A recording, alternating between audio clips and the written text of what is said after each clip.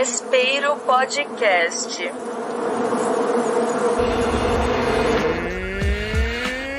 Now, Bud City, get on your feet and greet your Charlotte Hornets.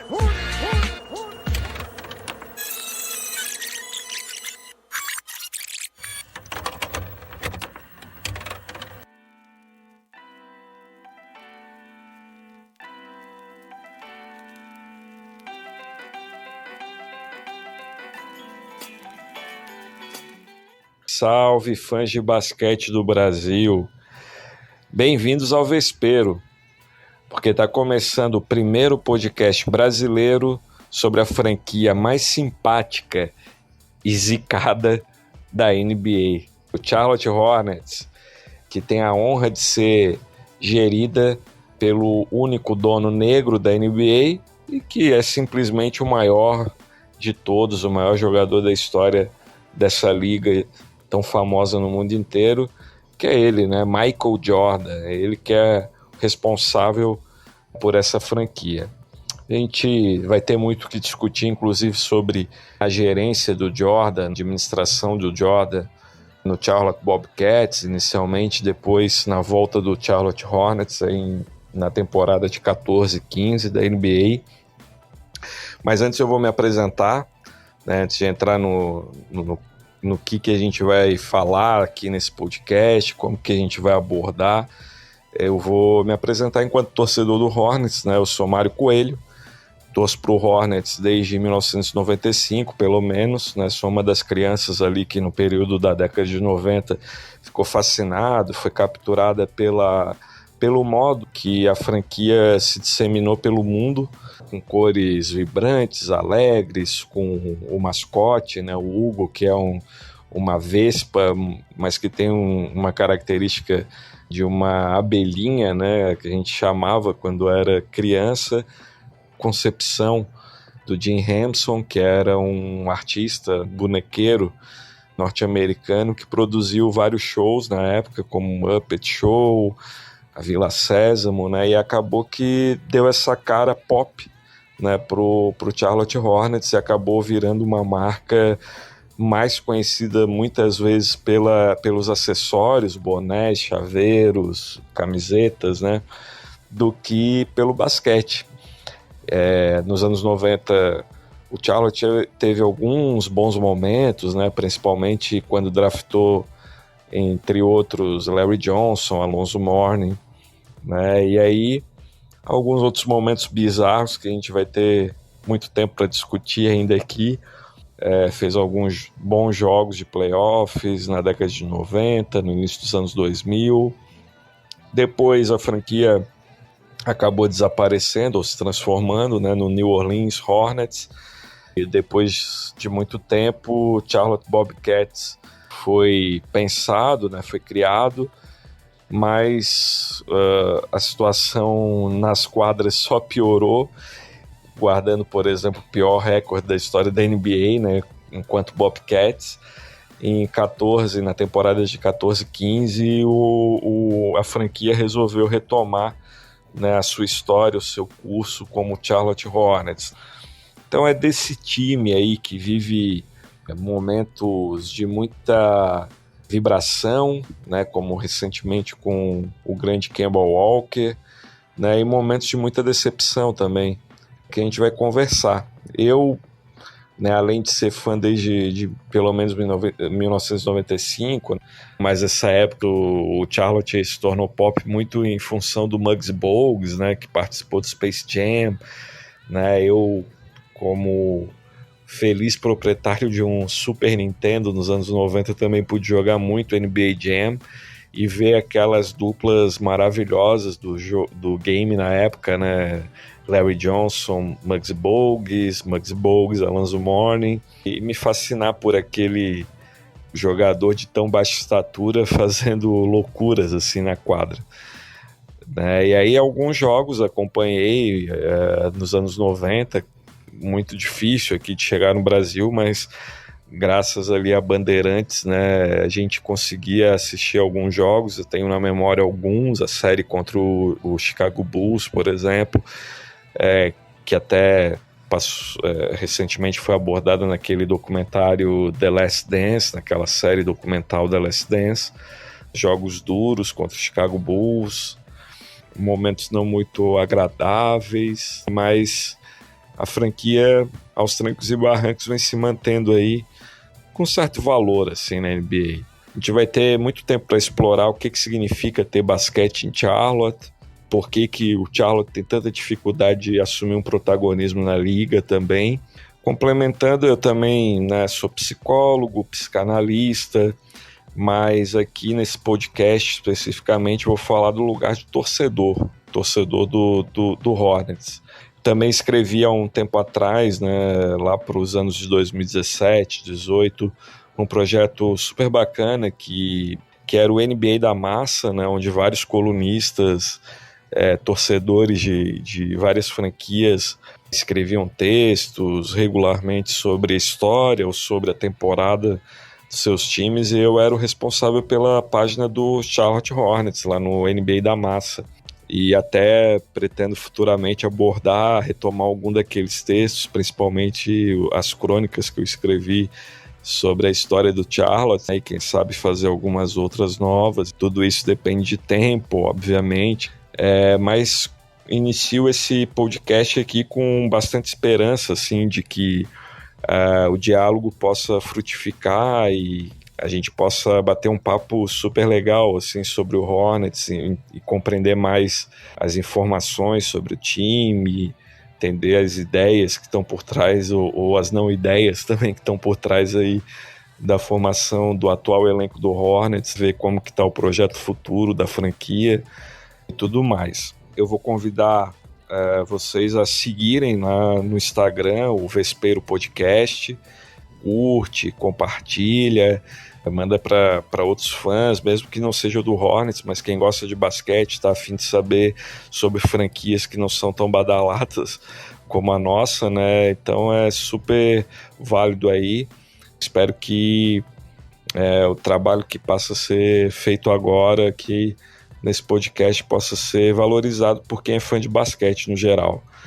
Sei que não fazemos parte dos torcedores de maior quantidade da NBA, né? Não somos nenhum Lakers ou Celtics, mas somos torcedores aguerridos. Vou falar também mais para frente o que significa torcer para uma franquia dessa na NBA e também no Brasil, né? Porque não tem uma parte aí da paixão do torcedor que não muito se explica, mas que aí vale a pena a gente abordar as razões que fazem com que a gente torça e continue torcendo, mesmo com tanta dificuldade, né, assim, para um time de basquete como o Charlotte.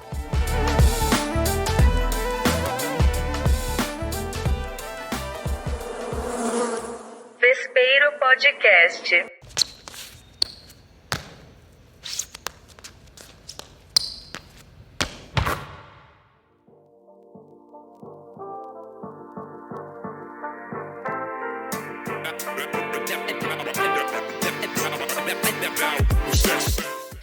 Eu vou falar sobre o que está acontecendo nessa temporada em Charlotte, né? A gente está passando por uma temporada bem caótica.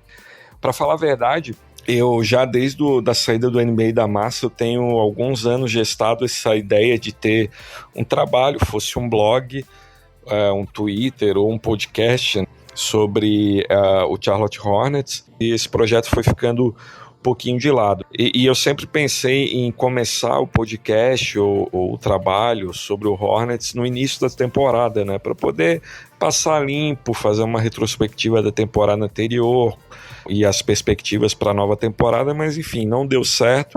E essa temporada eu falei, cara, quer saber? Vou fazer desse jeito aqui mesmo no meio. Então, estamos aqui chegando aí na trade deadline, que marca basicamente a metade quer dizer, mais da metade da temporada regular, mas né, a metade da temporada total da NBA, juntando com os playoffs e com o famigerado play-in. que para nós torcedores do Hornets recentemente não temos boa memória desses 2 últimos play-ins que participamos. E aí falando um pouco, né, dessa temporada caótica do Hornets, começamos já com uma troca de treinador muito atrapalhada, né? James Borrego saiu no final da última temporada com toda a razão, a diretoria tomou essa atitude, né? Enfim, o time, se ofensivamente o time nas últimas temporadas com ele tinha evoluído de certa forma, até, né, ele colocou um ritmo acelerado no Hornets, né, um pace, como se diz, né, bem acelerado, teve a aquisição do LaMelo Ball no draft, que acelerou mais ainda o time, tentava jogar em transição rápida, bolas de 3, etc. Só que a defesa esfarelada, né, não conseguia alcançar nunca os chutadores na linha dos 3 pontos, e tomamos várias surras durante toda a temporada passada dessa forma. E então a aposta, né, do Hornets inicial num negócio que também foi meio atribulado, porque, né, a gente mirou no Kenny Atkinson. A gente não, né, o Mitch Kupchak, que é o GM do Hornets, que mirou no Kenny Atkinson, ex-treinador do Brooklyn Nets e que estava ano passado e permaneceu, né, esse ano como assistente técnico do Golden State Warriors. Só que até eu considerava na época um bom nome para treinar o Hornets. Acho que ele, para o que a gente precisava naquele momento e precisa ainda, seria um treinador que traria com certeza um ganho defensivo muito importante, né, pro time do Hornets. Só que, cara, a negociação foi feita no meio dos playoffs, sendo que o Golden State foi avançando e, se não me engano, lá nos últimos jogos das finais contra o Boston, foi confirmada a contratação dele pelo Hornets. E, cara, terminou a temporada, ele simplesmente falou: olha, prefiro ficar no time que defende o título do que ir para uma franquia que está aí tentando encontrar um caminho com jogadores jovens e tudo mais.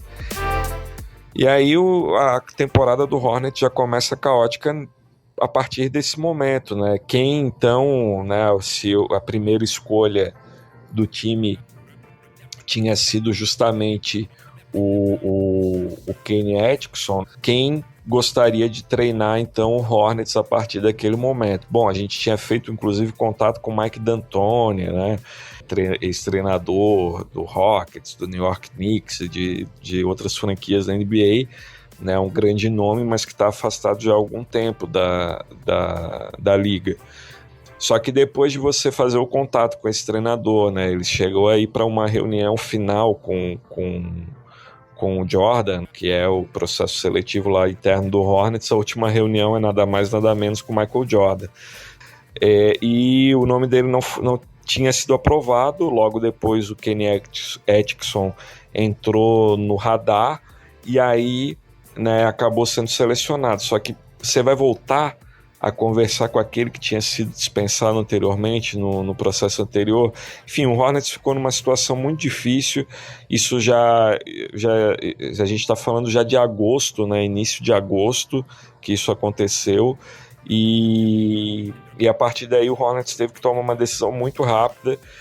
Acabou que o ex-treinador do Hornets e mais recentemente do Orlando Magic, né, o Steve Clifford, estava no mercado, e pelo contato e pelo bom relacionamento que ele mantém ainda com o staff do Hornets, ele acabou sendo reconduzido ao cargo. E dali para frente a gente sabe que, né, as coisas não estavam nesse planejamento, né, para o staff do Hornets.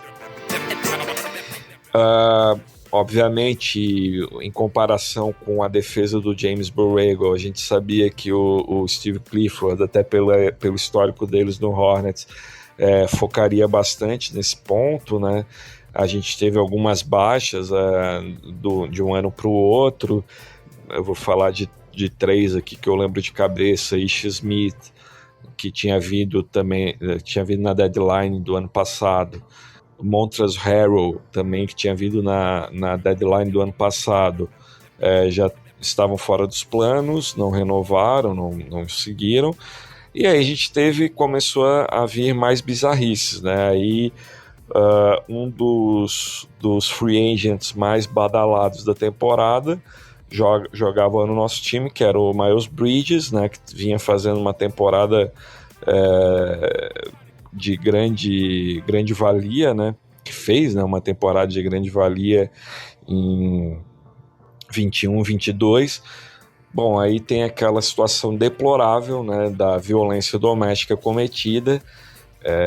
Ele simplesmente, com toda a razão, não teve mais espaço, né, para negociação, nem com o Hornets, nem com nenhuma franquia. Eu, pessoalmente, acho que ele sairia do Hornets, né, iria para uma outra franquia, talvez até o Lakers, quem sabe, mas, né, com toda a razão, pela atitude deplorável dele, né, agrediu a ex-esposa e ficou fora dos planos de toda a liga.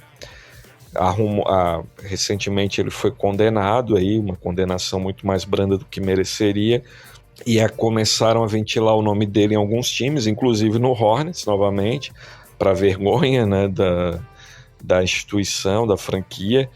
Mas, enfim, são só rumores, e me parece que mesmo que ele feche algum contrato com algum time na liga, a NBA vai suspendê-lo por um tempo razoável, sendo que, na minha opinião pessoal, ele nem deveria voltar realmente ao basquete. Então começamos caoticamente. O treinador queríamos deu uma ré, né? Quer dizer, deixou a franquia ver navios. O melhor free agent da temporada, que poderia negociar uma extensão de contrato, também acabou sendo uma impossibilidade. E aí começa a temporada assim, né, meio de forma atribulada. A gente consegue trazer o Dennis Smith Jr. para compor o elenco, poucas negociações, mantém a base, né, do time do ano anterior, e aí começa a lidar como recorrentemente na história do Charlotte, com lesões atrás de lesões. Temos aí o Gordon Hayward, que já teve mais de uma lesão na temporada, e aí mais uma polêmica no Hornets esse ano. A esposa do Gordon Hayward veio a público se manifestar sobre as recorrentes lesões que ele tem sofrido. Bom, vamos combinar que antes mesmo do Hornets ele já tinha esse alto nível assim, de lesões, né? Desde que ele foi na estreia dele no Boston. Isso tem acontecido com frequência, mas enfim, ela veio se manifestar no sentido de duvidar um pouco dos diagnósticos e dos tratamentos que o staff médico do Hornets vinha tratando os atletas, inclusive dizendo que conversou com a mãe de as mães de outros atletas mais jovens, né, do elenco, que também tinham receio em relação ao tratamento dos atletas. Enfim, isso foi meio abafado. O Gordon Hayward acabou voltando recentemente de uma lesão, né, no ombro. Tem jogado pifiamente, né, para falar a verdade. O LaMelo Ball também veio recentemente de duas, né, lesões, torções no tornozelo, um acidente infeliz ali com o torcedor numa tentativa de salvar uma bola na lateral, né, e outra realmente numa partida. E, enfim, lidando com isso, Kelly Oubre, que vinha fazendo bons jogos, também se lesionou recentemente.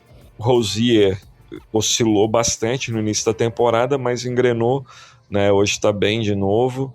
E aí a gente pode falar do Rozier, né, a gente pode engatar no tema mais quente da semana, né, das trades.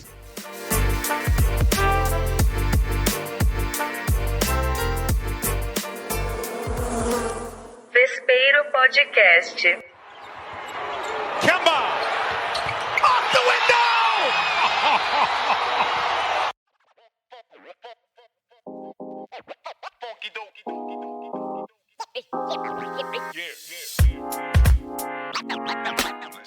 que o Hornets pode esperar, né, o torcedor do Hornets, você, podemos esperar para essa quinta-feira.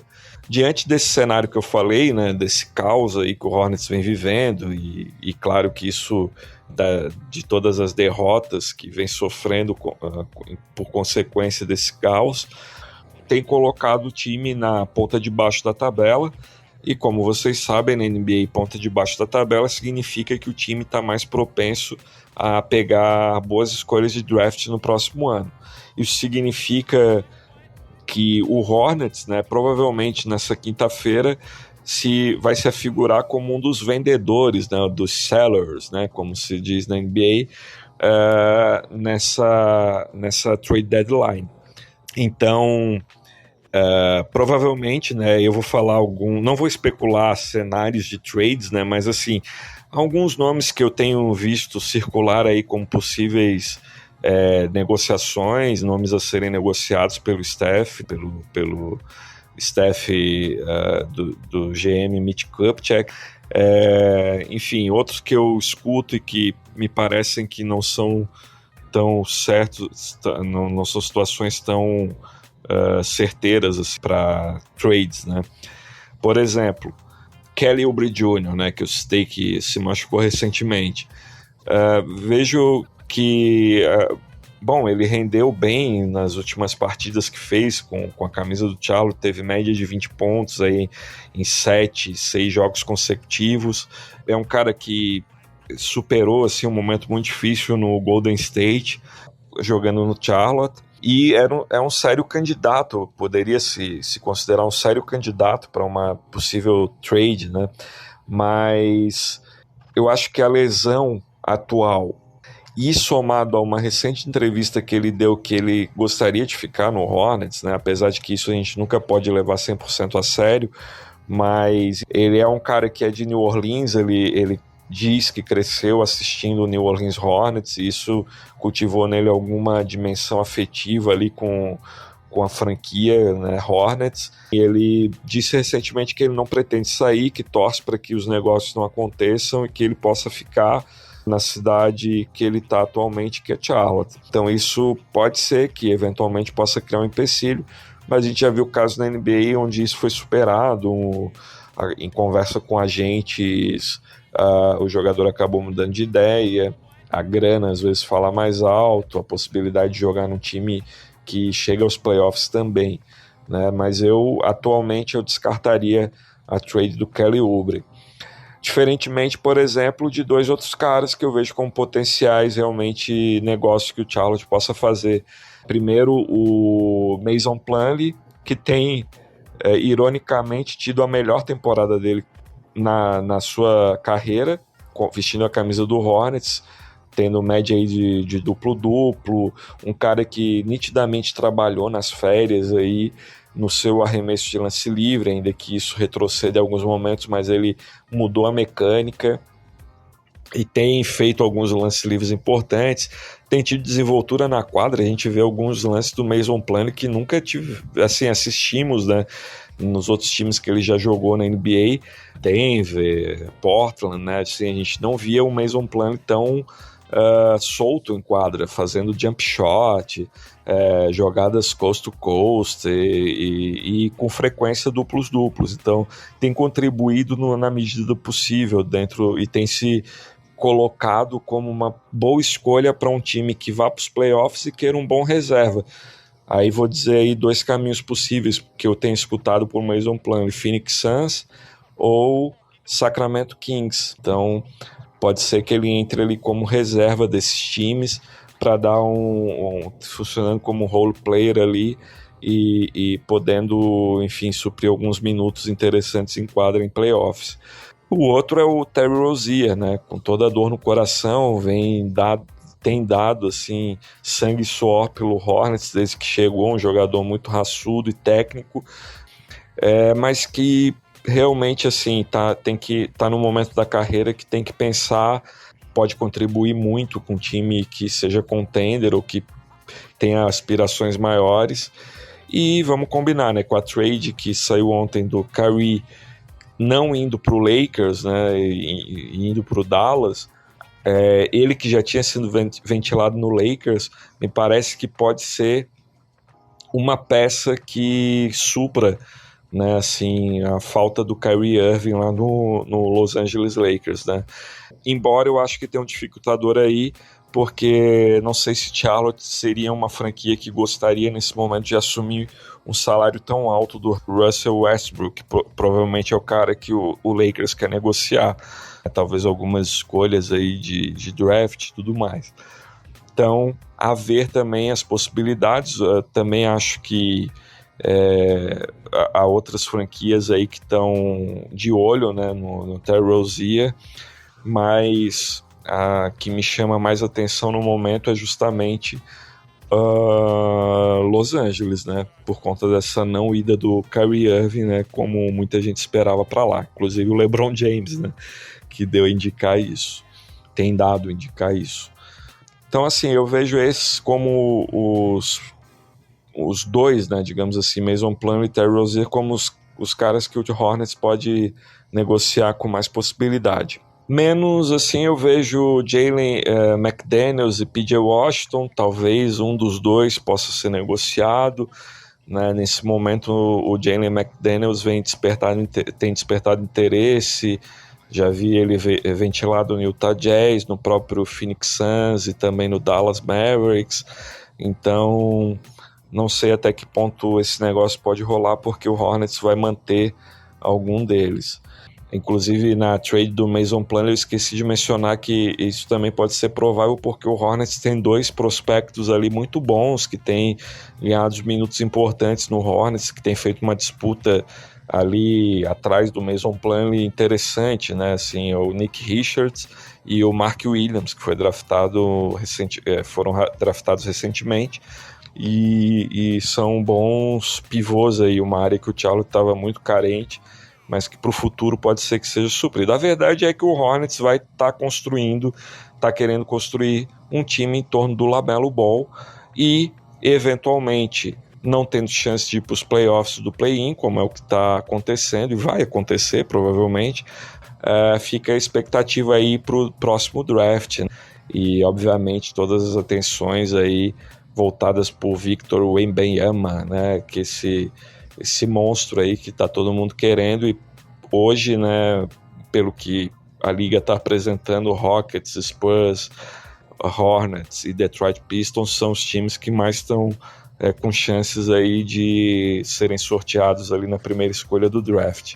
Então é isso, a expectativa é que, né, tenha algumas vendas acontecendo, e se alguma negociação acontecer com vinda de jogadores, serão provavelmente jogadores jovens também, para vir compor esse novo elenco, esse rebuild aí do Charlotte em torno de jogadores mais jovens.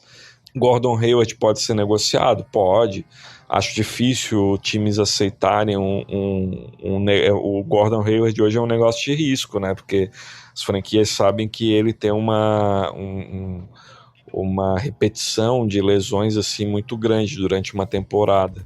Essa é um pouco a visão que eu tenho. Daqui a 3 dias, 2 dias vai rolar, né, a deadline, e eu tenho essa perspectiva, né? Então, assim, é um momento importante, né, para o Hornets.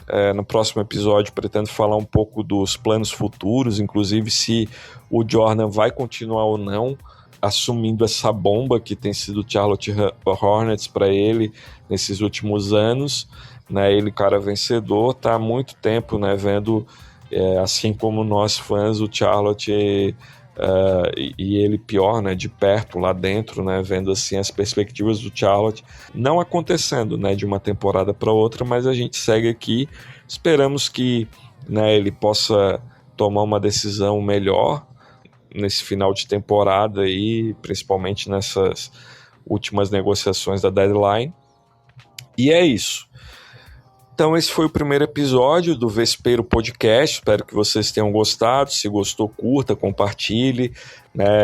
A ideia é trazer essas informações. Hoje o episódio foi um pouquinho maior porque eu tive que fazer um apanhado da temporada também, né? Desse caos aí que o Hornets vive nessa temporada.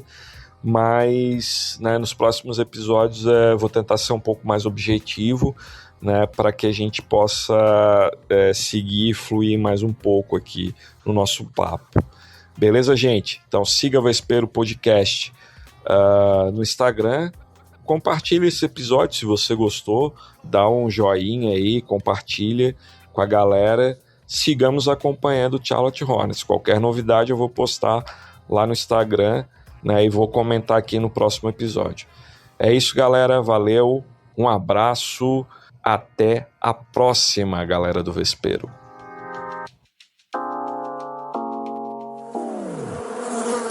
Vespero Podcast.